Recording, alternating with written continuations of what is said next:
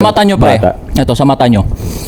Halimbawa, ulul yung parents nila. O, di ba? Ano nga, nakatay up sa DPWH, tapos may mga kahayupan na pinagagawa. Tapos kumubra ng malaking pera. Ngayon, bilang mga anak na tinatamasa nila yung pera ng parents nila, sa tingin nyo, damay ba sila sa asunto?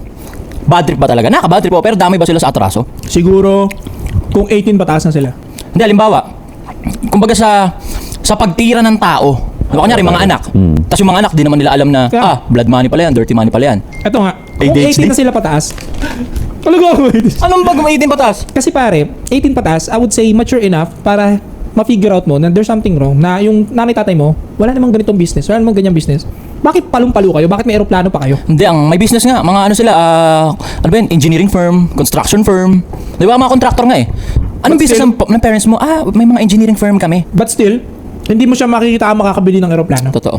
Pare, kahit sabihin mo may 10 hardware ka, hindi ka makakabili ng eroplano. Sila may eroplano eh. No, pare. Ibang level Diba? para sa akin yung eroplano, bro.